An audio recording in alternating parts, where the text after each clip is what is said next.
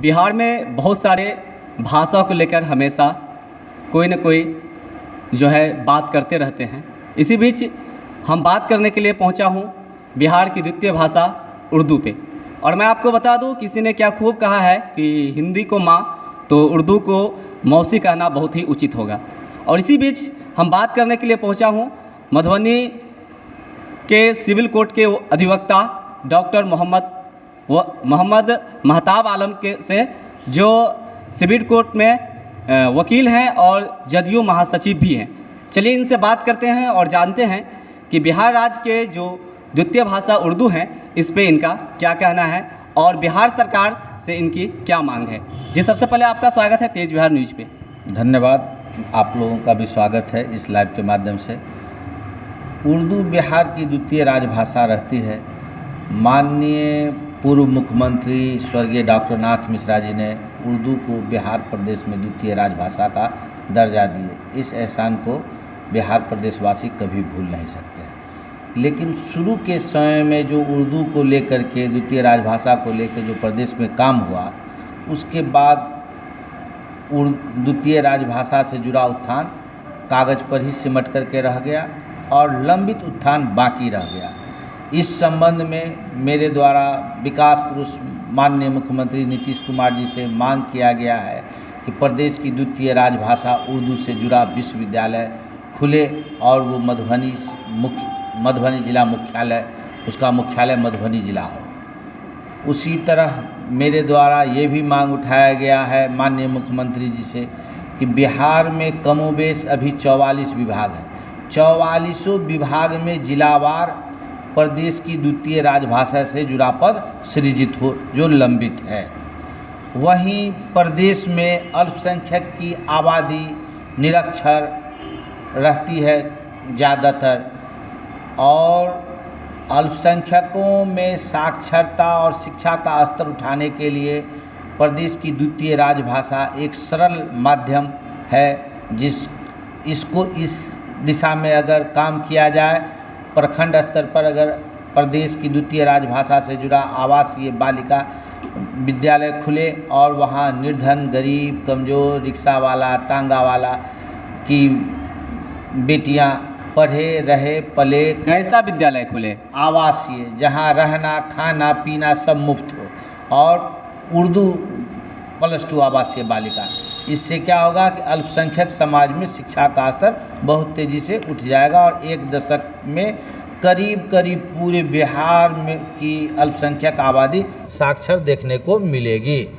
इसी तरह तो अभी भी जो विद्यालय है, हाई स्कूल की बात करें या मध्य विद्यालय की बात करें, तो वहाँ भी उर्दू को जो है सो पठन पाठन जो हो रही है, तो वहाँ भी तो मतलब वहाँ खुल जाने से क्या फ़ायदा फिर होगी, कितना ज़्यादा फ़ायदा होगी भी? तो वहाँ भी जाते हैं पढ़ने के लिए बच्चे बच्चियाँ जाती हैं, मुस्लिम अल्पसंख्यक की बच्चे बच्चियाँ भी, लेकिन उसकी मादरी भाषा जो है वो उर्दू है।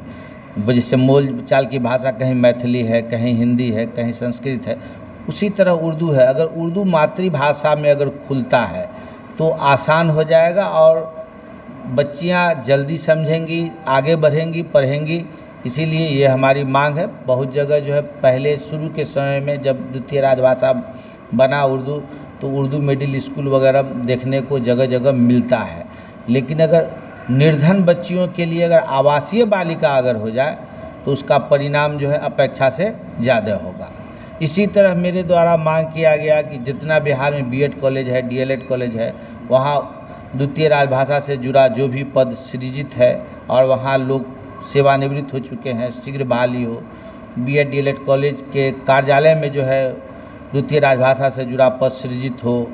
उसके बाद माननीय उच्च न्यायालय, जिला न्यायालय, अनुमंडल न्यायालय में भी उर्दू द्वितीय राजभाषा से जुड़ा पद सृजित हो, जो अब तक लंबित रहता है। जितने विश्वविद्यालय हैं, महाविद्यालय हैं, वहाँ उर्दू व्याख्याता का पद जो सृजित है उसको भी जल्द से जल्द भरा जाए। उसके कार्यालय में भी जो है द्वितीय राजभाषा से जुड़े पद हो। कहाँ आपको लगता है कि जो उर्दू का जो पद है सो सबसे ज़्यादा खाली रह जाती है? उर्दू किस क्षेत्र में? उर्दू से कमोबेश जिलावार जो बिहार सरकार के 44 विभाग हैं, वहाँ आप जब गौर से देखेंगे तो 2-4 विभाग के अलावा बाकी किसी विभाग में उर्दू से जुड़ा पद सृजित आपको नहीं दिखेगा। नाम मात्र का है, बाकी जो है सब जगह खाली है। जैसे पुराने कागजात, ज़मीन के कागजात हो या फिर रसीद वगैरह जब देखते हैं, जो आज से 40 साल 50 साल पहले हमारे पूर्वज जो कटाते थे, तो उसमें ज़्यादातर देखते हैं कि उर्दू का भी या फ़ारसी का टाइपिंग रहता है।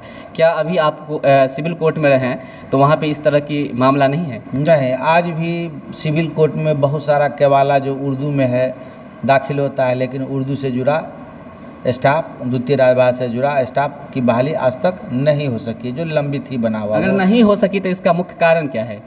क्या कहीं ना कहीं सरकार ने ध्यान इस पे नहीं दिया, या फिर जो है स्टूडेंट ही ने उसके लिए तैयारी नहीं किया, उर्दू पे जो है सो ज़्यादा गौर फिक्र नहीं किए? सरकार तो ध्यान तो नहीं दी, लेकिन हमारे जो मुस्लिम रहनुमा हैं उन लोगों ने भी सरकार का ध्यान जो है इस ओर आकर्षित नहीं किया।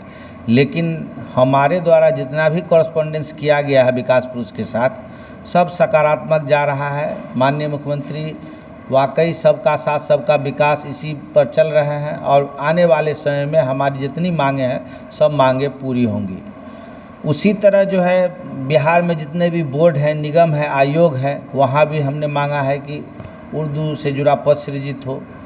उसके बाद बिहार में जितना भी केंद्रीय विद्यालय है, जैसे नवोदय, नेत्रहाट, वहाँ भी उर्दू से जुड़ा पद शिक्षक का सृजित नहीं है। ये भी हमारी मांगें हैं, जिसको सरकार आने वाले समय में मांगेगी, मांग को पूरा करेगी। उसी तरह उर्दू का भाई फारसी को मान लिया जाए। फारसी शिक्षक माध्यमिक विद्यालय में आज से 3 दशक पूर्व हुआ करते थे। बहुत अफसोस के साथ कहना पड़ रहा है कि अभी जितना भी शिक्षक नियोजन को लेकर टीईटी हुआ, उसमें जो है पर्शियन का टीईटी नहीं हो सका है। 3 दशक से पर्शियन शिक्षक माध्यमिक, उच्चतर माध्यमिक में बहाल नहीं हुए हैं।